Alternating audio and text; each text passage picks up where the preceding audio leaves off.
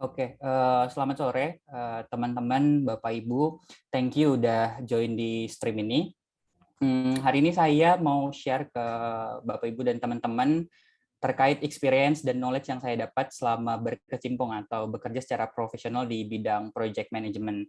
Itu sebelum share lebih banyak sebenarnya tentang apa yang saya udah dapatkan gitu, apa yang saya alamin selama mengemban role sebagai assistant project manager dan project manager di project-project. Izinkan saya memperkenalkan diri saya dulu ya. Perkenalkan, nama saya Freddy. Dulu saya kuliah di Institut Teknologi Bandung atau biasa disingkat ITB tahun 2013 sampai 2017 gitu. Dulu jurusan saya sebenarnya bukan IT, teknik kimia. Nah, tahun 2017 itu setelah saya lulus dari kampus ITB dengan background teknik kimia, saya langsung moving kerja di IT consultant di Singapura. Kemudian 2019 saya join ke Exelis sebagai project manager. Mungkin kalau ditanya kenapa ya bisa maksudnya pindah ya dari jurusan teknik kimia ke IT, itu another long story lah yang mungkin nggak akan dibahas di sini gitu. Tapi hari ini saya mau share aja buat teman-teman. Saya tahu ada yang role-nya PM, ada yang role-nya developer, dan role yang lain-lain ya, berbeda-beda. Saya berharap sih apa yang saya bisa share hari ini setidaknya semacam jadi general knowledge lah, atau buat teman-teman yang mungkin sedang handle project, one day ada ketemu case seperti ini bisa diimplementasikan apa yang baik gitu dari apa yang sudah saya lakukan gitu. Oke, judulnya hari ini saya kasih judul The Agony and the Ecstasy of a Project Manager.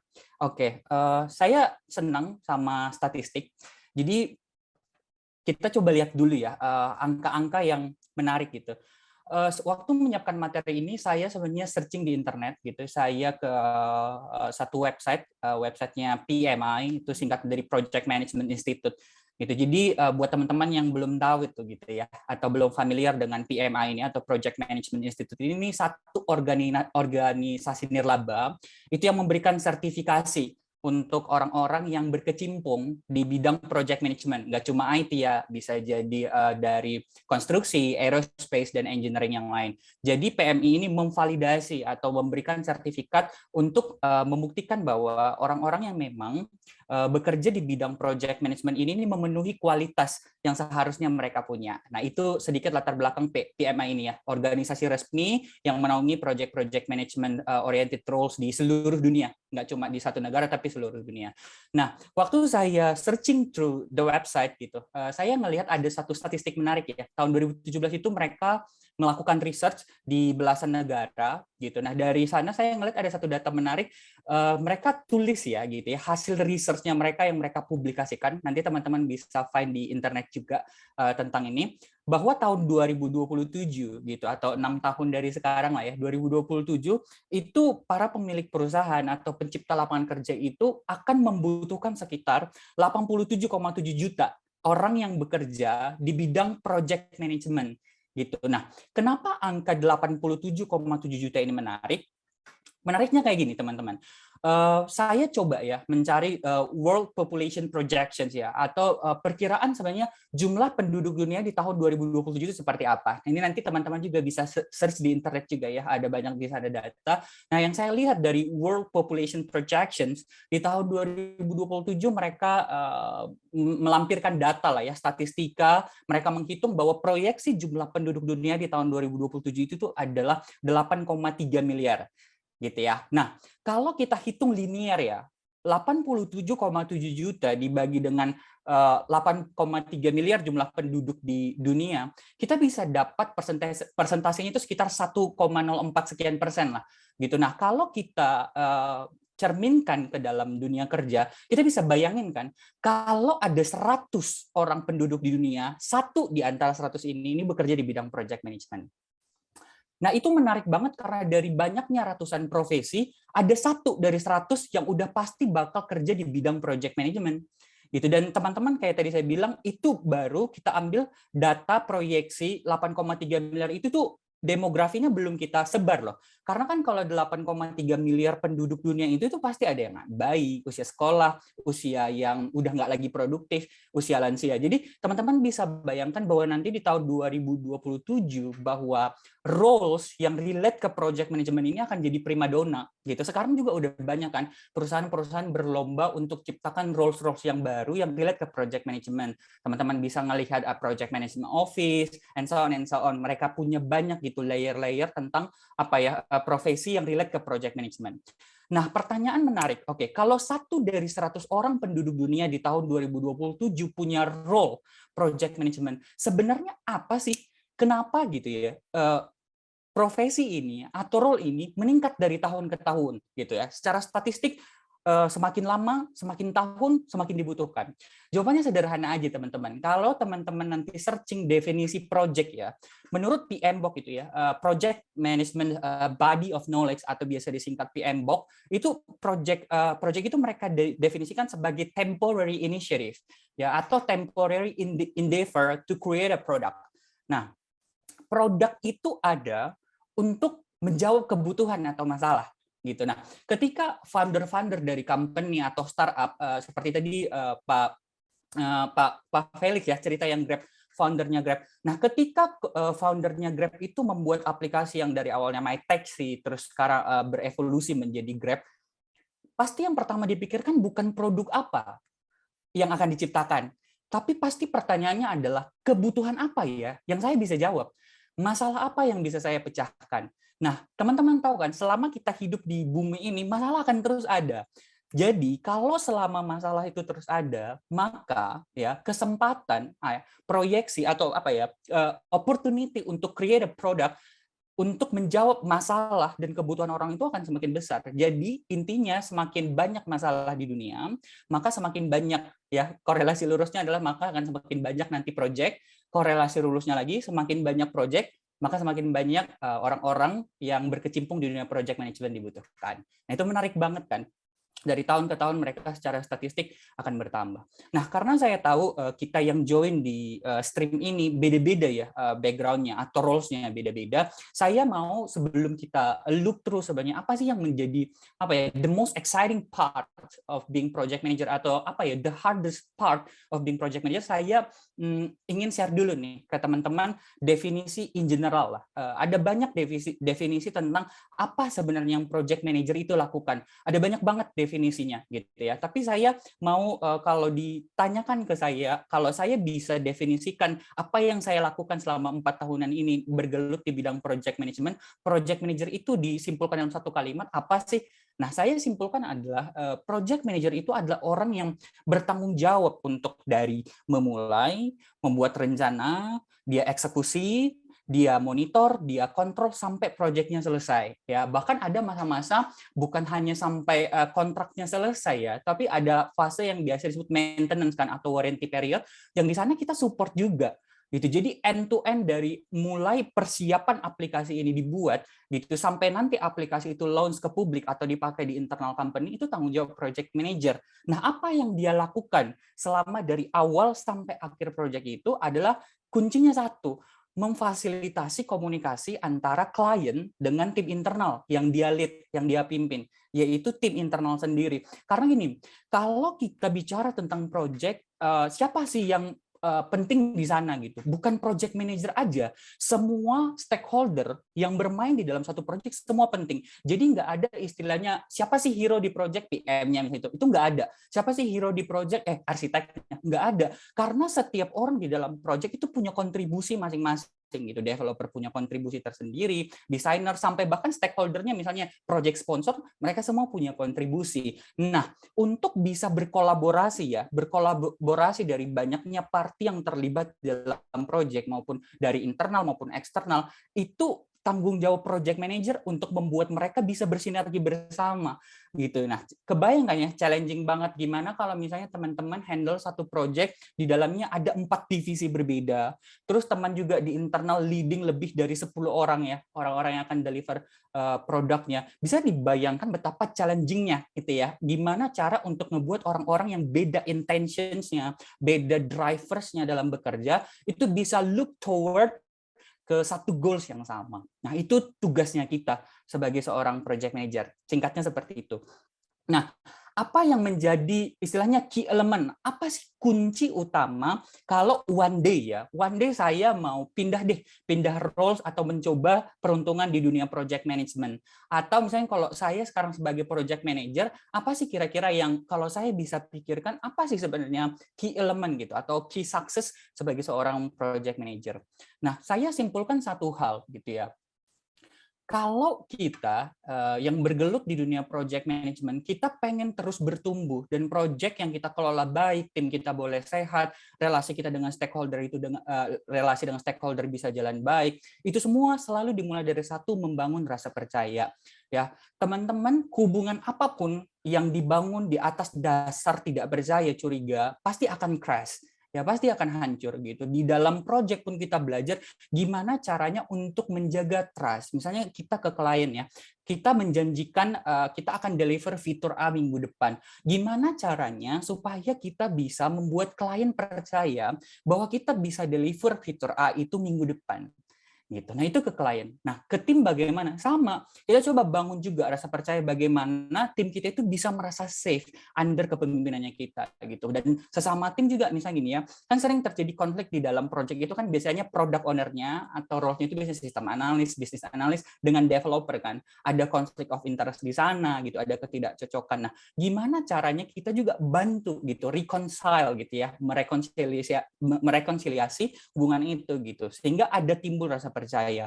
Nah, ketika rasa percaya dibangun di dalam project ya, antara tim internal dengan kita ke klien, dengan seluruh stakeholder yang ada di project, berikutnya apa? Cukup nggak sampai di situ? Nggak cukup gitu. Karena kalau hanya kita bicara tentang project dan basisnya cuma rasa percaya dan nggak ada next action yang kita lakukan, maka nggak akan ada juga yang terciptakan, nggak ada apa-apa gitu ya. Yang paling ada cuma ya ada desain tapi tidak ada aplikasi akhir. Nah, setelah rasa percaya kita bangun ya, kita ke internal, kita ke klien dan seluruh stakeholder yang terlibat, yang berikutnya adalah kita perlu gitu membuat orang-orang ini, kalau bahasa saya nudge ya, saya suka pakai nudge, gimana caranya supaya semua stakeholder ini kita bisa berkolaborasi bareng-bareng ngarah ke satu goal itu. Gitu. Nah, itu kan hal yang sulit ya. Bagaimana orang-orang yang berbeda perspektif, berbeda background, disiplin ilmu, the different drivers, different intention, kita bisa leading ke dalam satu goal. Tujuan utama kita mau launch satu aplikasi yang fiturnya adalah ini kapan gitu. Nah, itu adalah suatu key element atau key success yang kita perlu punya sebagai project manager. Satu, membangun rasa percaya, dan satu lagi adalah setelah rasa percaya dibangun, gimana caranya kita bisa nudge, mempersuasi supaya orang-orang yang terlibat di dalam project itu bisa melihat goal yang sama. Itu oke, itu definisi in general supaya teman-teman bisa lihat aja gitu ya, mungkin yang nggak berkecimpung bisa dapat gambaran sebenarnya apa yang kita lakukan, tapi kalau udah role-nya project manager udah terlalu paham lah gitu ya dengan definisi ini. Nah, sekarang kita baru masuk nih ke bagian what is the most exciting part of being a project manager. Jadi apa sih sebenarnya hal yang kayak menyenangkan, membuat kita bergairah untuk melakukan profesi ini gitu. Saya percaya bahwa profesi apapun yang digeluti oleh umat manusia ya, entah itu dipandang baik oleh orang banyak atau dipandang buruk oleh orang banyak, semua pasti punya suka dukanya gitu. Jadi saya enggak mencoba untuk mengeksklusifkan bahwa project manager ini punya suka dukanya banyak. Enggak gitu. Hanya karena saya sejak lulus kuliah 2017 sampai sekarang 4 tahunan bergelut di bidang ini, jadi saya paham gitu suka dukanya, dan itu yang saya mau share ke teman-teman. Ada 5 yang saya pengen share ke teman-teman. Nah, mari kita lihat satu-satu ya. Nah, yang pertama yang saya pikir hal yang paling menyenangkan selama 4 tahun ini saya bekerja sebagai project manager atau assistant project manager in early of my career, itu adalah ketika interacting with people from diverse background. Itu karena 2 tahun pertama saya banyak bekerja dengan lulusan luar negeri ya. Saya bekerja dengan lulusan NUS, universitas terbaik di Asia, dengan NTU, Nanyang Technological University. Itu kemudian saya join ke Excelis juga orangnya hebat-hebat gitu ya, ada orang-orang dari BINUS gitu. Saya senangnya adalah saya jadi punya lebih banyak perspektif ya. Bukan hanya tentang project sih. Sometimes ketika kita meet dengan people yang connected with us, kita bisa kayak nemukan nggak cuma cerita tentang hal-hal pekerjaan gitu, tapi suatu waktu ketika kepercayaan dibangun, kita bahkan bisa cerita hal-hal di luar pekerjaan dan kita bisa ngelihat relate ya story-nya gitu. Nah, dan kita bahkan dapat gambaran-gambaran baru gitu loh. Nah, kalau di project seperti apa? Nah, kan di project kayak tadi ya, di project itu misalnya kita dari sisi internal dulu lah. Di internal untuk membangun satu aplikasi, bukan cuma developer kan, bahkan developer sendiri pun itu dibagi-bagi. Ada yang full stack developer, ada yang front end, ada back end, ada dev lead, ada arsitek, and so on and so on. Analis juga masih dibagi, ada business analyst, system analyst, designer juga masih dibagi, ada UI designer, ada UX designer, ada quality assurance, ada assistant project manager, ada project manager. Ada banyak kan ya orang-orang di dalam. Nah, dengan banyaknya variety of people di dalam project, itu bakal membawa sinergi tersendiri di dalam project gitu. Challenging nggak? Jelas challenging. Karena ada berkomunikasi dengan satu orang aja ya, itu susah ya gitu untuk memahami apa yang dia mau gitu dan dia menangkap apa yang kita mau, apalagi kita berkomunikasi dengan belasan bahkan puluhan orang itu dalam project. Nah, sekalipun challenging, itu sangat memuaskan ketika kita bisa melihat bahwa orang-orang yang berbeda ini punya background yang latar belakang yang berbeda gitu, disiplin ilmu berbeda, cara pandang berbeda, punya drivers intention yang berbeda, mereka bisa berkolaborasi bareng-bareng untuk ngebuat sesuatu, entah itu aplikasi, website, or another thing yang itu jadi useful or valuable ke orang lain gitu. Itu menarik banget, teman-teman. Nah, coba kita lihat ya, satu contoh yang saya pernah lalui di project lah, gimana peran dari semua orang di dalam project itu berkontribusi ke dalam hal yang baik, kualitas delivery kita ke klien. Nah, dulu saya tahun 2020 pernah dapat satu klien, ya tentunya tim saya ya yang kerja gitu ya, saya bantu leading aja gitu. Nah, ada satu klien kita mau deliver ke mereka itu adalah salah satu fiturnya di dalam adalah proposal dashboard ya, dashboard. Nah, ini adalah desain awal ya yang dibuat oleh UI designer lah gitu, kerja bareng juga dengan business analyst. Nah, kalau teman-teman lihat ini ada beberapa fitur yang saya capture ya. Kalau ini misalnya welcome banner gitu ya, untuk ya menyapa aja gitu. Kamu datang ke websitenya, ini nih ada orangnya. Terus ada di sini ada tanggal, dan ini tanggal-tanggalan ini kalau diklik itu bisa ke filter tanggal proposal itu disubmit kapan gitu ya. Terus ini semacam notifikasi apa yang dia terima, dan ini tabel proposalnya gitu. Apa aja proposal yang udah masuk, apa yang di-approve, apa yang di-reject, mana yang waiting for revision. Nah, ini ada panjang sebenarnya tabelnya ke bawah karena ada beberapa kategori proposal di dalam.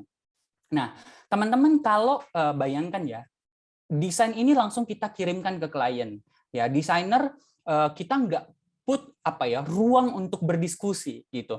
Kalau dari saya selalu berpendapat gini, kalau kita masih di dalam tahap desain, requirement gathering, dan kita propose solusi lewat desain ini, hal yang terbaik yang bisa kita lakukan sebelum maju ke klien adalah kita berdiskusi bareng-bareng. Karena kalau kita nggak berdiskusi, akan ada masa di mana ketika UI designer atau analis atau product owner presentasi ke klien dan klien oke dengan solusi itu, developernya nggak setuju, itu impossible to make, atau itu bisa dibuat tapi butuh waktu yang lama. Jadi the best way to offer solution ke klien adalah ketika kita di internal diskusi dulu. Nah, teman-teman, ini gambaran desain awal ya dari desainer dan bisnis analisnya. Nah, kita lihat jadinya gimana, final design atau produk aslinya gimana. Nah, produk aslinya jadinya gini. Ada beberapa yang saya sensor ya, karena ini produk-produknya kliennya. Nah, coba kita lihat ya, welcome banner-nya masih ada nggak? Masih ada gitu. Nah, cuma apa yang kita improve? Di sini kan ada gambar orang ya. Kalau teman-teman pernah nonton MasterChef atau kompetisi masak-memasak lah, ada kan proses di mana mereka akan melakukan garnish ya gitu. Nah, saya teringat gitu ya, satu jurinya itu selalu komen, kalau kamu mau hias makanan, kita nggak mau cuma itu jadi estetik, tapi hiasan itu bisa dimakan juga dan nyambung dengan apa yang lagi kamu buat. Nah, hal yang sama juga kita lakukan di dalam mengelola project gitu. Misalnya ada gambar orang ya, estetik kan sebenarnya, estetik, tapi ada functionality-nya nggak buat project ini? Sebenarnya nggak ada. Ada atau nggak ada orang di situ nggak akan jadi isu. Nah, gimana caranya kita bisa menambah value ke klien? Ya, kita ganti aja supaya dia tetap menarik dan effortnya kita bisa maksudnya adjust juga. Oke, gitu. Kita tampilin deh produk logo gitu. Kita mau kasih nilai tambah ke klien gitu. Kita kasih carousel ya. Dalam aslinya ini logo ini jalan gitu ya, ada animasinya lah jalan. Nah, itu menampilkan logo-logo produk mereka. Nah, bukan cuma terlihat cantik tapi ada functionality-nya kan ya. mereka ngelihat produk-produknya mereka apa aja gitu. Apalagi aplikasi ini dipakai oleh satu perusahaan yang bergerak di bidang consumer good yang produknya itu terkenal kita biasa pakai sehari-hari ya. Nah, ini aplikasi dipakai di se-Indonesia gitu. Nah, sometimes kan orang-orang yang di timur nggak tahu sebenarnya total produknya mereka ini ada apa aja. Nah, dengan ini mereka terbantu. Itu satu contoh kecil ya. Lewat diskusi kita bisa saling bertukar perspektif kan. Kita nggak butuh gambar orang di situ. Gimana kalau kita taruh di sana ya logo produk aja. Itu misal. Terus misalnya di sini kita lihat tanggal kan, bisa berfungsi sebagai filter, bisa menunjukkan tanggal hari ini. Cuma waktu diskusi adalah kita pikiran I think it's a little bit too much ya. Kalau ngebuat cuma filter aja untuk searching proposal tanggal berapa kita harus put effort segede ini gitu. Ya udah sederhana aja lah gitu. Filter tanggalnya di sini kita kasih di sini icon kalender, ya udah diklik. Toh tidak menghilangkan fungsi. Gitu kita nggak perlu serame ini di atas. Nah itu kan didapat ketika kita diskusi bareng-bareng kan. Nah kemudian proposalnya ada tipenya ada banyak gitu ya. Nah ini kan turun terus ke bawah panjang itu ya harus di scroll ke bawah. Kita pikir ya, gimana ya secara user experience supaya mereka bisa enak ya pakai aplikasi ini. Ya tentunya kalau orang scrolling terus ke bawah panjang banget kan, kita pikirkan oh solusi yang bisa kita offer adalah ya udah kalau misalnya kategori proposalnya ada banyak kita buat dalam bentuk tab aja. Ini kategori 1 nanti dia tampil ya, kategori 2 tampil, bahkan kita sediakan summary. Nah, yang kita lakukan. Jadi apa banget apa yang didesain oleh desainer dan bisnis analisnya kita itu nggak pure kita langsung throw it to the client gitu, tapi kita bakal put discussion antara project manager atau dengan dev lead, arsitek, desainer dan bisnis analisnya gitu. Kita memastikan bahwa apa yang kita mau propose ke klien ini memang kita bisa buat gitu, kita bisa pertanggungjawabkan. Nah, contoh lain gitu ya, ini aplikasi internal. Gimana kalau kita bicara tentang tolong dong klien minta ya, kami mau dibuatkan highlight gitu di website kami, public website. Nah ini satu contoh ya. Highlight itu kan lebih ke arah kayak artikel, news, agenda gitu, di put di sana kan. Oh, oke, desainer put gini, kasih gambar deh gitu. Terus ini dikasih link yang clickable gitu. Cuma dia baru muncul ini bisa clickable ketika kita hover atau kita letakkan mouse-nya di title-nya gitu. Misalnya ini ya contohnya. Ada source-nya juga kalau teman-teman mau lihat. Karena ini public website ya, jadi bisa diambil. Nah, ini contoh 1. Nah, contoh 2, kita kasih input. Lah, kita nggak butuh, kalau di highlight itu kita nggak butuh gambar. Toh ini contoh ya, kalau kamu mau buat gambar, apa hubungannya property agent dengan gambar ini? Nggak ada, gitu loh. Ya udah, mending gambarnya kita hilangin. Dan kita mau improve, kita nggak pengen klien itu atau orang yang menggunakan aplikasi ini public website bingung, apakah ini masih ada lanjutannya atau enggak. Karena harus di-hover dulu kan, dia baru clickable. Kita langsung sediain aja button di luar. Nah, itu contoh. Atau bahkan gini, ketika kita propose, oke deh kombinasinya aja. Kami mau ada yang bergambar, kami mau ada yang buttonnya sejak awal dari sejak dari awal itu udah ada gitu. Nah, misalnya kita propose yang kayak gini, ada gambar, nah sejak dari awal ada dia baca selengkapnya ini button. Gitu. Nah, itu variety of perspective yang kita punya ketika kita diskusi gitu dengan tim. Dan seringkali apa yang kita laluin gitu dalam project, misalnya saya lalui di project saya yang pertama, ini project saya yang kedua, akhirnya di project ketika saya join ke Excelis, kita coba nih, kita propose yang gini deh, kombinasi. Misalnya gitu kan. Nah, itu memperkaya perspektif kita. Kita jadi enrich, diperkaya dengan pengalaman-pengalaman sebelumnya lewat perspektif, latar orang background dan kemampuan yang berbeda-beda. Nah, itu yang pertama. Jadi seru banget ketika kita bisa kerja bareng dengan orang-orang yang punya background berbeda, punya drivers intention yang berbeda. Itu satu ya. Nah, yang kedua, apa exciting part-nya gitu jadi project manager adalah ketika kita creating something from nothing ya. Jadi kita ngebuat sesuatu yang nggak eksis menjadi eksis. Saya personal suka banget gitu ya untuk ngebuat sesuatu yang nggak ada jadi ada gitu. Dan dulu apa ya permainan yang saya sering mainkan adalah ketika puzzle itu diberantakin ya, puzzle diberantakin gitu ya. Saya pernah punya puzzle yang 1 meter ya, 1 x 1 meter itu diberantakin lalu kita harus pasang. Pertama kali ketika puzzle itu dihancurkan betapa stressfulnya kita kan. Nggak tahu gambarannya nanti akan seperti apa, tapi ketika kita put effort mulai pasang satu part kecil, satu part kecil, satu part kecil, sampai kita ngelihat bigger picture dan dia jadi, ada suatu apa ya perasaan yang nggak bisa dideskripsikan bahwa itu menyenangkan.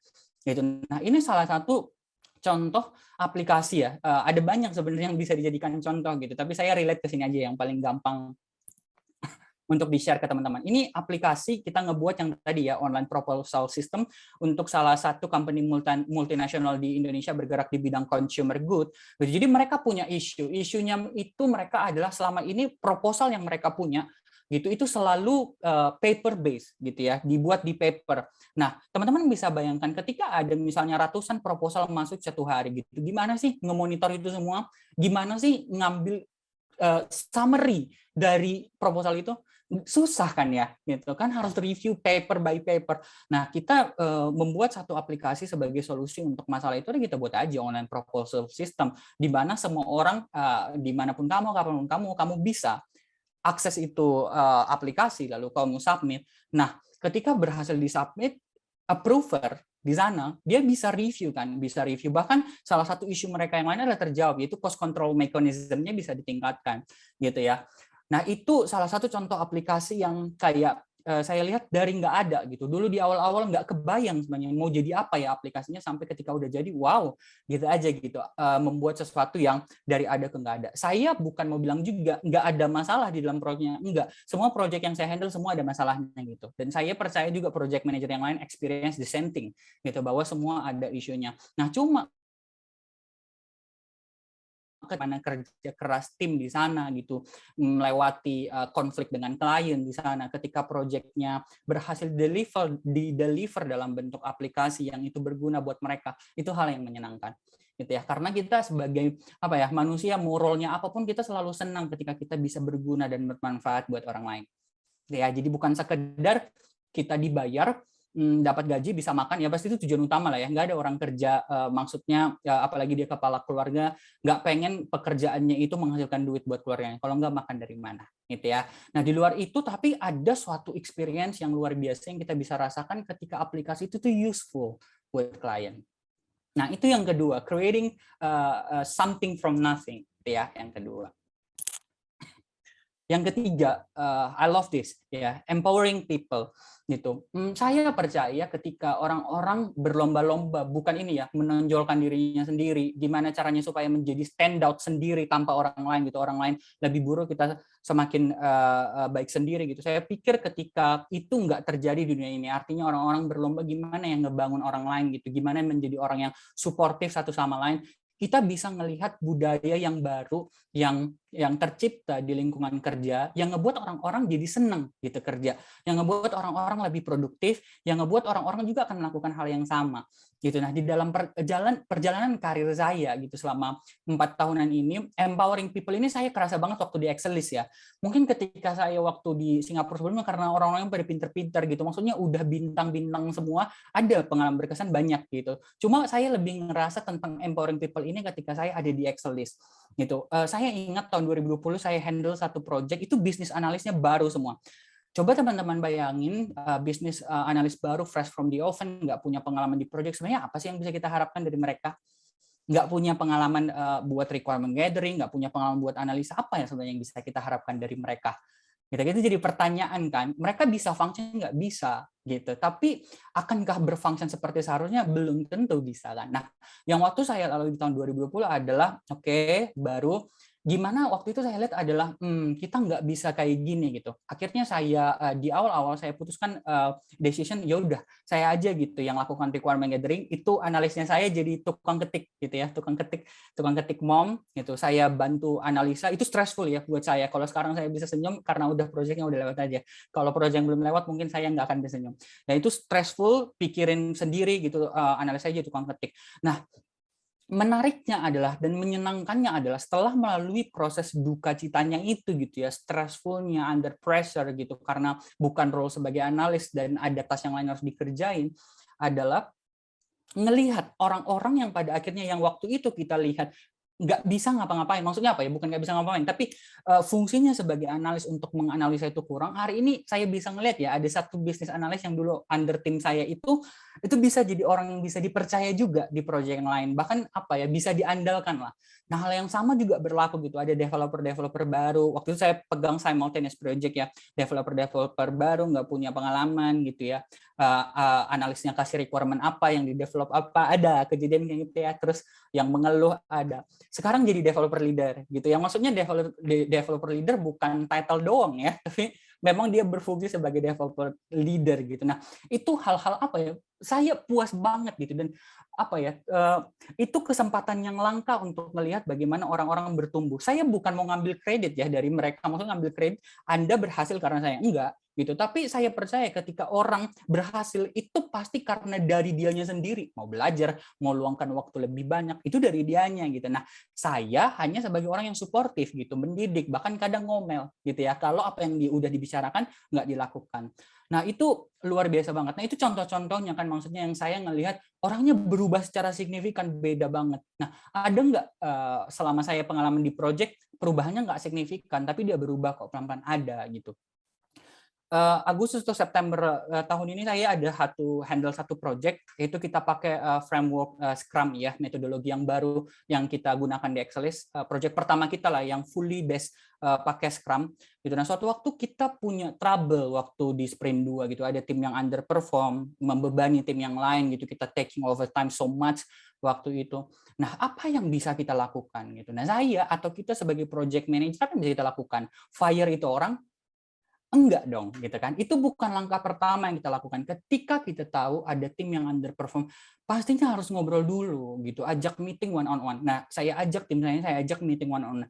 Nah, dan ketika meeting, saya nggak langsung nunjukin hasil review kerjanya apa, gitu. Dari supervisornya, Davidnya ngomong apa, dan point of view saya seperti apa. Nggak langsung ke sana, gitu. Tapi saya tanya dulu, gitu. Menurutmu gimana sih performance-mu, gitu ya, di project. Jadi dia sendiri harus punya awareness dulu bagaimana. Nah, ketika kita udah sama-sama sepakat, oh iya memang nggak optimum, kamu underperform. Nah, waktu itu kita langsung cari tahu, kamu kenapa underperform?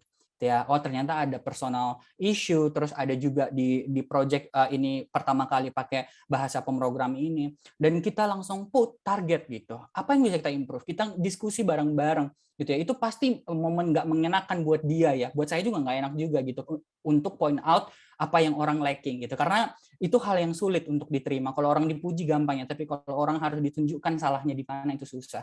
Nah, kita harus diskusi. Dan saya, to be clear, saya set ekspektasi saya. Kalau sampai kamu di sprint 3 masih sama seperti ini, kita nggak bisa pertahankan kamu di project ini. Gitu. Kita akan cari project lain yang mungkin timeline-nya nggak seketat ini. Gitu. Nah, saya sampaikan ekspektasi saya. Nah, pada akhirnya, sekarang kita udah di akhir sprint 5, ya, setelah melalui banyak itu, saya bisa melihat progresnya signifikan nggak? Enggak. Gitu, tapi dia udah bertumbuh. Kalau di awal dipercaya 6 task, tidak ada satu task pun yang dibereskan dengan on time, bahkan 2 task harus di cover oleh orang lain. Hari ini saya bisa melihat tetap, misalnya dipercaya 5 task, ada yang nggak on time, ada aja gitu. Tapi dia udah lebih bisa berdikari menyelesaikan tasknya, nggak jadi hambatan buat orang. Nah, itu juga apa ya? Saya pikir bukan hanya pencapaian-pencapaian besar yang kita perlu notice gitu ya, tapi pencapaian-pencapaian kecil itu juga perlu kita rayakan bersama gitu ya. Dan saya sampaikan gitu, maksudnya ketika dia performance-nya menjadi baik, saya ajak meeting lagi satu-satu gitu. Saya sampaikan gitu secara personal bahwa iya, gitu. Maksudnya saya senang gitu dengan fighting spirit kamu. Saya tahu dia bahkan pernah kerja sampai jam 5 pagi. Coba bayangin, saya nggak ngerti tuh dia kerja apa sampai jam 5 pagi. Tapi saya tahu dia memperjuangkan ya. Dia tahu dia kurang dari teman-temannya, dia berjuang.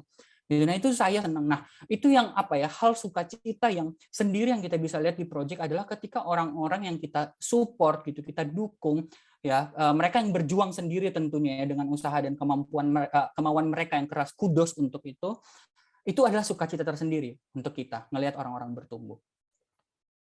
Itu yang ketiga.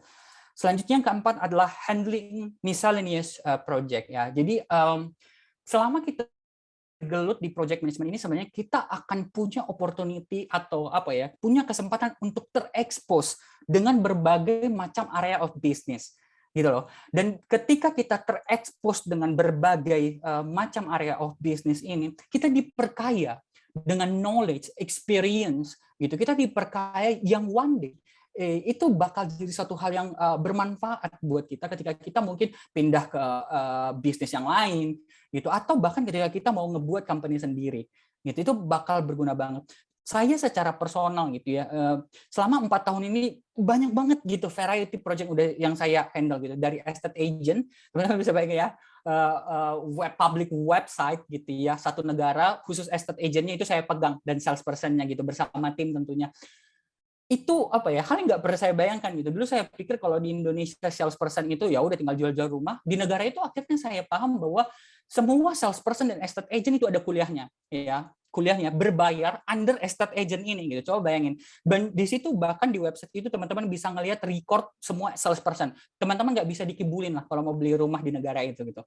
Nah, saya pernah dipegang yang estate agent, yang government-nya kayak perdana menteri website perdana menteri negara itu saya pernah, dan tim handling buat public website-nya gitu. Ada prison services, ini yang paling nggak masuk akal sih. Yes, prison, penjara gitu. Penjara di negara itu ada website-nya. Saya bingung, sebenarnya untuk penjara apa sih yang bisa dibuat gitu. Akhirnya saya setelah jadi ya aplikasinya, maksudnya websitenya, sorry, bukan aplikasi internal, tapi websitenya, saya ngeliat, oh ternyata website penjara itu mereka gunakan bukan untuk mengekspos nama-nama napi, tapi di sana mereka hire volunteer gitu, mereka hire volunteer untuk melakukan rehabilitasi. Jadi semua orang yang masuk ke dalam penjara di negara itu semuanya ada rehab. Kalau di kita kan rehabnya itu cuma satu kan, orang-orang yang kecanduan narkotika kan, ada organisasi tersendiri lah buat itu. Nah, kalau di negara itu semua jenis napi apapun kejahatannya ada rehabnya. Nah, kita bisa tahu programnya mereka lewat website ini. Menarik banget kan, dan itu under Ministry of Home Affairs gitu ya. Jadi bukan organisasi yang wira swasta, tapi itu dikelola oleh pemerintah negara itu. Gitu. Ada yang kayak tadi consumer good, ada logistik, HR dan lain-lain. Nah, coba teman-teman bayangkan ya, kita punya kesempatan bukan hanya mentransformasi bisnis proses mereka ke dalam satu aplikasi atau website, gitu, tapi kita bisa gaining knowledge and experience tentang misalnya nih, how do they make the money, how do they generate the profit. Gitu. Kita dapat itu kan, what are the challenges they face every day, gitu, how does their management make decision, how do they respond to setback gitu. Nah, itu hal-hal yang kita bisa lihat kan, karena ketika kita menjadi seorang project manager, kita ngelihat bigger view-nya dari project itu. Jadi kita ngelihat bahkan langkah panjangnya dari aplikasi yang kita buat ini, gimana sih cara mereka gaining gitu ya, generating money gitu. Karena kalau ngebuat website ya tentunya ada biaya kan, ada maintenance-nya. Gimana cara mereka bisa dapat duit buat itu? Gimana caranya supaya mereka dapat maintenance itu? Dan akhirnya saya iya ya, ini pengalaman-pengalaman menarik. Bahkan ketika berkonflik kan, ngelihat kan kita escalate ke steering committee, kita ngelihat respon orang-orang yang memang udah di division head, orang-orang yang lebih tua, dan saya belajar something gitu. Nanti akan saya share juga satu pengalaman case saya di mana saya beradu argumen, atau saya bisa bilang bahasa kasarnya saya berantem dengan satu division head klien yang usianya udah 50-an. Nanti ya saya share di bagian agoninya. Nah, itu contohnya ya. Jadi teman-teman ketika kita ada di bidang project management ini, karena kita ada ngelihat helikopter view-nya, kita expose kesempatan untuk lihat banyak bisnis area. Gitu. Nah, saya pindah ke 5. You are needed more and more ya. Tadi sebenarnya kita udah ngelihat lah singgung statistik, tapi ini saya bawa statistik yang lain masih dari PMI. Nah, kalau teman-teman bisa lihat ini ya dari negara-negara yang mereka lakukan research ya. Ini ada banyak negara, tapi sayangnya nggak ada Indonesia ya di sini, belum ada lah gitu. One day kita berharap supaya PMI bisa lakukan research di Indonesia juga. Nah, kalau teman-teman ngelihat ini adalah jumlah orang yang bekerja di kuning atau orange ini adalah jumlah orang yang bekerja di bidang project oriented industry tahun 2017 atau di project management roles. Nah, sedangkan yang hijau atau kebiru ini ya, ini adalah proyeksinya di tahun 2027. Kalau teman lihat perhatikan dengan seksama ya, nggak ada yang turun tuh, semua naik gitu. Jadi supaya teman-teman tahu, statistik menunjukkan bahwa kita semakin dibutuhkan. Dari tahun ke tahun kita semakin dibutuhkan gitu. Ketika orang entah bergerak ke arah digitalisasi atau pembangunan atau apapun yang mereka lakukan, project management itu pasti dibutuhkan gitu ya. Jadi ketika kita mengetahui bahwa apa yang kita lakukan ini penting loh, itu membuat kita ketika misalnya kita ada di masa-masa sukar, kita bisa remembering lagi, kenapa sih saya mau join ke sini, apakah yang saya lakukan sebenarnya ini matters atau enggak sih. Nah, kita bisa tahu bahwa yang saya lakukan itu penting. Oke, saya selesai dengan yang the most exciting part-nya. Nah, saya mau lompat ke bagian terakhir gitu. The hardest part-nya of being a project manager. Nah, apa yang paling sulit gitu dari so far yang saya lalui gitu selama 4 tahunan saya capture. Tentunya experience orang beda-beda ya. Gitu mereka bisa merespon berbeda, mendapatkan ilmu yang berbeda juga gitu. Nah, yang saya mau share adalah yang saya alami gitu. Nah, yang pertama hal yang pertama adalah yang managing stakeholders.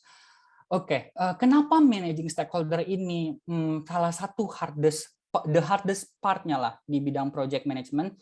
Oke, teman-teman tahu kan tanggung jawabnya kita, roles-nya kita gimana supaya kita bisa connecting the dots kan, menyambungkan titik-titik, membuat klien, customers, stakeholders yang ada di dalam semua bisa bersinergi dalam satu bagian.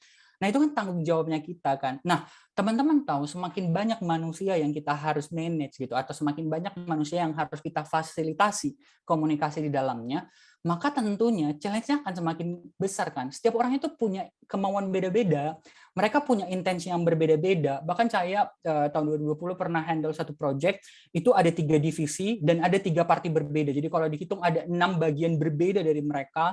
Di internal waktu itu saya juga handle belasan orang gitu, maksudnya harus lead belasan orang. Nah, teman-teman bisa bayangkan nggak sih gimana caranya supaya kita bisa membuat semua orang-orang ini berkolaborasi supaya ekspektasinya bisa kita penuhi bersama. Sulitnya bukan main kan, itu benar-benar sangat apa ya, frustasi lah gitu ketika klien yang satu beda interestnya, maksudnya divisi yang satu dengan divisi yang lain beda interestnya. Nah, itu menjadi satu hal yang kita nggak bisa hindari. Bahkan kalau saya tulis di sini ya, managing stakeholder expectation is a never ending process gitu ya.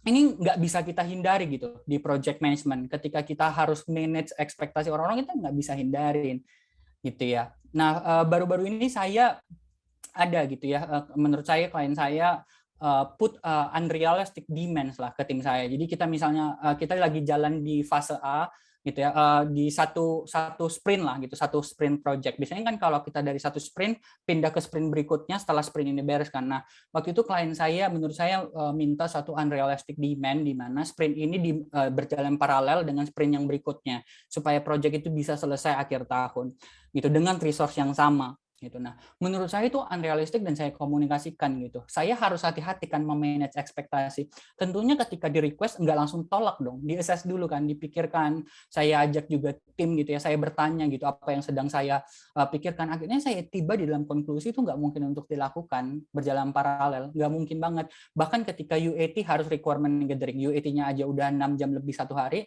kapan harus requirement gathering dan ngebuat blueprint-nya. At the end juga klien akhirnya nyadar itu nggak bisa dilakukan. Apalagi di UAT hari terakhir kita sampai hampir jam 7. Gitu. Nah, ketika kita memanage ekspektasi, kita nggak cukup say no. Ini nggak realistis, permintaannya nggak realistis. Yang saya lakukan adalah, saya tahu itu nggak realistis. Yang saya lakukan adalah, apa yang bisa dilakukan gitu. Apa yang harus dilakukan? Kalau klien die gitu ya, bahasa orang Singapura, kalau pengen mau sesuatu itu mereka selalu ngomong die I want this gitu kan. Aku mau kita harus tanggal 31 Desember. Oke, kita cari. Nah, akhirnya setelah dari sana waktu saya pikirin, saya berdiskusi dengan project manager klien, yang kita putuskan bersama adalah satu, oke, skupnya harus dipotong. Bagian ini kita nggak bisa deliver, ini bakal jadi limiting factor. Oke, sepakat bersama satu. Yang kedua, oke, tim saya akan lembur 1 hari kerja. 1 hari kerja. Yang ketiga, saya mau ini juga fair gitu ya. Maksudnya fair apa ya? Oke, betul kita kalau saya posisinya vendor ya dan harus serve clients, bukan berarti apa ya, kita harus selalu mengalah untuk sesuatu gitu ke klien. Enggak juga gitu. Coba kita lihat deh. Nah, dari timeline saya lihat security testnya dilakukan oleh klien itu panjang banget. Gitu, Pak, kita perlu potong ini. Jadi ketika saya di challenge, saya juga challenge balik ke tim bapaknya gitu. Nah, itu sinergi kan. Jarang orang bisa melakukan itu karena nggak enakan, tapi saya mencoba melakukannya gitu ya. Saya challenge balik, Pak, ini securities-nya kita kepanjangan gitu. Kalau dari tim bapak singkat dari 4 ke 2 hari kira-kira bisa nggak gitu. At the end bapaknya setuju, timnya mereka overtime. Jadi fair ya, tim saya overtime, timnya beliau juga overtime. Gitu. Nah, itu semacam hal yang saya pelajari di project management adalah oke, banyak ekspektasi, banyak masalahnya, nggak cukup sampai di sana. Kita harus find solusi untuk disepakati bersama. Itu yang pertama ya. Jadi teman-teman yang memanage ekspektasi teruslah berjuang, tetap semangat. Saya tahu saya juga belum punya knowledge yang sangat mumpuni kok, tapi based on experience saya merasa saya udah apa ya istilahnya bernegosiasi dengan klien jauh lebih baik dibanding tahun pertama saya manage project. Nah, saya percaya juga ketika teman-teman mau terus belajar, ada banyak resource dari lynda.com, dari Udemy, atau bahkan dari personal experience itu bakal memperkaya teman-teman untuk bernegosiasi dengan klien. Itu yang pertama. Yang kedua, challenge-nya adalah becoming a professional cat herder ya. Kalau kita di project management itu di PMBOK bahkan ada ya, bukan menyamakan manusia dengan kucing ya, tapi entah kenapa idiom ini cat herder dipakai ya untuk manusia, gitu ya, orang-orang yang terlibat di project. Nah, kan karena kita tadi ya ada banyak orang yang terlibat di project itu mereka beda-beda intentionnya, beda-beda driversnya, dan sometimes ada orang-orang yang susah dikontrol gitu. Pernah nggak ketemu orang yang menjengkelkan banget? Pernah nggak ketemu orang yang misalnya apa ya, nggak mau melakukan sesuatu yang udah diinstruksikan? Pernah nggak ketemu orang yang memblok komunikasi misalnya? Pernah gitu ya. Itu kan a variety of people yang kita perlu apa ya, gimana ya cara menyikapinya. Nah, ini menjadi apa ya, tantangan tersendiri buat kita. Sometimes bisa jadi stressful juga gitu, karena pastinya project manager itu pikirin banyak hal kan. Kalau misalnya tim member aja ada 15, pasti project manager pikirin kan, semuanya dipikirin gitu. Nah, sedangkan satu tim member yang misalnya dalam tanda kutip kita bilang nggak bisa memahami, memikirkan kan hanya dirinya tidak dimengerti oleh project manager, sedangkan project manager harus memahami itu semua orang gitu. Nah, itu jadi challenge tersendiri gitu. Nah, di project kan sering juga konflik yang tadi saya bilang, bagaimana misalnya analis konflik dengan developer. Misalnya developer bilang kita nggak bisa develop itu. Nah, ada dua alasannya. Developer yang benarnya ya, dan saya percaya ini yang banyak lah, most common di project adalah memang ketika dia udah research itu nggak bisa dilakukan gitu. Tapi ada juga porsi kecil ya, mungkin developer yang kurang baik karena malas research. Jadi apapun yang diminta oleh business user via analis atau product owner udah langsung dibilang nggak bisa padahal belum di research. Nah, sedangkan analisnya juga ada gitu. Maksudnya analis yang bertanggung jawab banyak banget ya gitu. Building komunikasi ke tim dengan user itu bagus banget. Nah, tapi ada juga analis misalnya contohnya yang takut berkomunikasi ke klien untuk menyampaikan itu nggak bisa. Takut dimarahin, takut and so on. Nah, jadi ada gap kan antara tim ini nih, tim developer dan tim analis. Nah, apa yang perlu kita lakukan? Finding the gap dan pecahkan solusinya apa kan? Oke, ya udah kita kumpul aja meeting bareng gitu. Bahkan misalnya yang tadi bilang nggak bisa, coba kita panggil supervisornya. Ada nggak cara lain? Bukan kita nggak percaya itu nggak bisa gitu, tapi kita coba gitu. Cari kemungkinan lewat dari supervisornya aja, arsiteknya aja, bisa nggak? Gitu ya. Kalau memang nggak bisa dari analis kita dampingin juga. Kalau dia nggak confidence untuk menyampaikan itu nggak bisa. Nah itu contoh-contoh gapnya. Sederhana banget ngomongnya, tapi waktu dalam situasi dan kondisi ini itu susah ya untuk dilalui. Kita lanjut ketiga ya, dealing with uncertainty ya. Semua orang itu pasti kejarnya itu yang pasti-pastilah gitu. Jarang banget kan tipikal manusia yang men-challenge dirinya masuk ke dalam hal-hal yang nggak pasti buat hidupnya. Nah, di project management ini sekalipun project manager itu ngebuat plan-nya dari awal sampai akhir, seolah-olah bisa terprediksi kan, oh ini kapan go live-nya. Kebanyakan kenyataannya adalah nggak sesuai dengan plan itu gitu loh. Maksudnya ada yang ter-adjust lah. Bisa aja maksudnya tetap go live-nya di tanggal 25X misalnya, tapi udah banyak yang berubah di dalam plan itu. Ini nggak jadi, yang ini jadi lebih panjang. Nah, itu semua kan uncertainty ya gitu, hal-hal yang sebenarnya sukar diprediksi. Nah, sometimes buat saya juga ya, maksudnya karena saya tipikal pemikir gitu, bahkan kadang mau tutup mata gitu di kamar mikirin maksudnya gimana ya cara ngomong ini besok gitu, gimana ya cara tim saya bisa catch up ini besok, mikirin kayak gitu kan. Nah, sometimes kalau kita nggak manage dengan baik ya susah tidur gitu. Kalau udah susah tidur, susah ngebuat decision besok paginya gitu karena kurang tidur gitu. Nah, itu hal-hal yang project manager biasa hadapin gitu. Bahkan baru di set A gitu, ternyata udah datang lagi yang B, harus identify lagi gitu. Nah, itu yang kita lakukan kan. Contoh memprediksi identify risk. Kan risk itu sesuatu yang most likely to happen atau nggak akan terjadi kan gitu. Tapi tetap aja kita identify risk-nya. Nah, terlalu banyak kan faktor di dalam project management itu yang kita sebenarnya sukar untuk prediksi gitu. Secara kasar bisa nggak diperhitungkan? Bisa, tapi untuk memprediksi sesuatu yang exactnya itu sukar untuk kita lakukan. Saya pernah satu handle project, syukurnya adalah most dari project yang saya handle berakhir dengan on time. Itu kudos untuk tim saya. bukan saya yang bagus, tapi tim saya yang bagus, yang luar biasa ngerjain itu. Ya, saya pernah handle satu project, delaynya lama banget. Durasi project yang 3-4 bulan, akhirnya itu kita beresin 10 bulan. Jadi pertanyaan kan, kok bisa ya dari 3-4 bulan planningnya jadi 10 bulan? Bukankah bisa kebayang nggak ya orang-orang yang terlibat di dalam, bukan cuma project manajernya, semua pasti stressful di dalam. Apa yang terjadi di dalam? Ya itu kita yang tahu gitu ya, tim apa yang terjadi di dalam. Banyak faktornya. Ada dari internal isunya bejibun, dari klien isunya bejibun, yang pada akhirnya apa? Ya, yaitu memberikan kontribusi stres untuk kita semua gitu. Karena kita apa ya, ketika kita gagal itu menyerang mental kita juga kan ya. Dari 3-4 bulan kok bisa sih jadi 10 bulan. Nah, itu contoh tantangan di project uncertainty yang kita nggak bisa manage. Kan udah di planning. Go live-nya misalnya 4 bulan di bulan X, tanggal X. Tapi kok bisa sih sampai 10 bulan? Nah, it's a big question. Oke, yang keempat ya. Wah, tadi saya pikir saya akan bisa cepat ya, ternyata saya ngomongnya banyak. Oke, 4 dari 5. Oke, yang keempat ada delivering bad news. Oke, teman-teman coba lihat GIF ini ya. Oke, mungkin tadi belum ngeliat, lihat sekali lagi ya. Oke, saya pikir semua project manager pernah ngalamin ini ya. Ketika analisis atau quality assurance bilang itu udah oke gitu, tapi waktu klien coba, waduh kacau gitu. Ya si bapaknya sampai terjerembab di sana ya. Nah, semua orang punya tendensi saya pengen disukai. Nggak ada kan orang kayak pengen berlomba-lomba bencilah saya gitu, nggak ada kan. Tapi semua orang berusaha menarik perhatian, at least ya, nggak semua orang ya, tapi orang-orang tertentu gitu. Ya misalnya kayak introvert gitu yang misalnya kayak saya misalnya hampir nggak punya sosial media gitu, jarang update gitu-gitu. Bukan berarti nggak bergaul sama orang gitu. Ada juga orang-orang yang pengen kita tarik perhatiannya gitu ya. Nah di dunia kerja pun kita berusaha sebisa mungkin menarik perhatiannya orang kan. Nah, coba bayangkan, kita pengen menyenangkan orang lain, menarik perhatian, tapi kita ngomong, sorry Pak, tim saya belum bisa deliver widget A yang kita janjikan harusnya deliver minggu ini. Coba bayangin. Sukar kan? Itu hal yang paling susah loh, delivering bad news itu. Dan suatu waktu di project saya yang saya handle yang ini kejadian loh.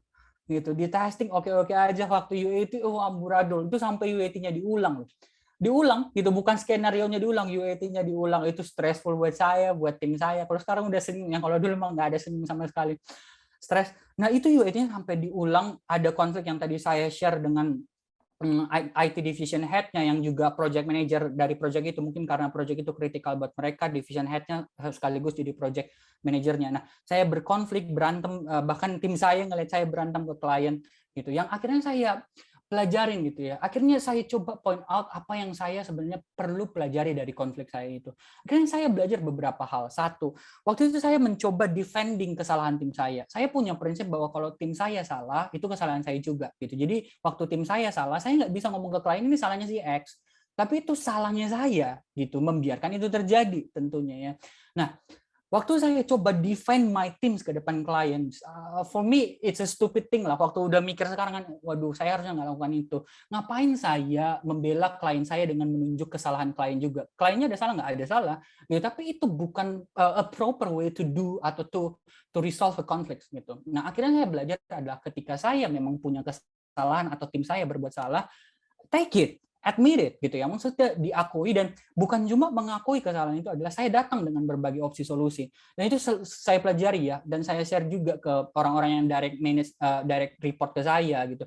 Kalau kita nge-report problem, jangan pernah cuma nge-report problem, kamu udah harus pikirin apa yang harusnya kita lakukan, sehingga bosnya kita itu tuh tinggal milih gitu. Beliau tinggal milih go ahead dengan plan C. Nah itu perlu kita lakukan. Nah itu saya belajar banget setelah itu terjadi gitu. Karena saya nggak bisa bohong ya. Perbedaan apa ya, gapnya saya dengan beliau. Beliau umurnya 50-an ke atas, yang artinya beda 30 tahun experience-nya dengan saya. Saya bisa tahu, memahami kematangan beliau gitu.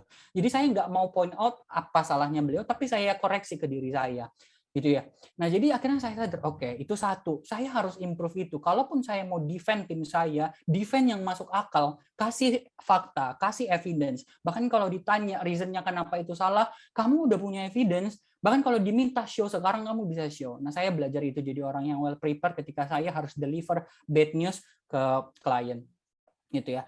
Nah, at the end ya happy ending juga gitu dengan bapak yang saya berkonflik gitu ya, masa-masa stressful itu. Akhirnya ya saya mau ucap syukur di meeting yang cukup gede ada bos saya juga di meeting itu, bapak yang tadi ya puji-puji saya juga gitu di meeting yang besar itu, dan bos saya juga acknowledge itu gitu ya. Akhirnya juga saya belajar bahwa bapak ini orangnya objektif ya. Kalau memang kamu bagus sekalipun kamu buat kesalahan, it doesn't mean that you are bad at all gitu ya. Terakhir, oke, ini yang saya juga stressful banget ya. Ketika making the team work late ya, saya pikir nggak ada project manager yang senang nginfoin ke timnya bahwa oke ya kita bakal overtime, nggak akan ada yang senang gitu. Nah ini hal yang sukar buat kita dan terjadi gitu di project saya. Bahkan ada project yang pernah sampai overtime sampai 2 minggu tak terhindarkan karena ada event klien. Nah apa yang harus dilakukan adalah waktu itu adalah coba dievaluasi planningnya saya. Itu yang pertama. Yang kedua adalah ngajak ngomong personal ke masing-masing tim bagaimana respon mereka, apa yang bisa kita improve. Jadi intinya berdialog dengan mereka itu penting. Oke, kesimpulan saya dari materi saya bahwa project management profession ini nih definitely dia punya agony, punya ekspektasi tersendiri, punya suka duka tersendiri. Ada banyak keuntungannya, ada banyak juga skill yang perlu kita uplifting supaya kita bisa improve project health terutama. Dan kalau teman-teman berpikir bahwa project management itu overly complex and challenging, yes it is. Tapi it's extremely rewarding ya. Saya tulis when everything you put together clicks. Saya pikir sekian presentasi dari saya. Thank you teman-teman udah dengerin saya 1 jam ke belakang.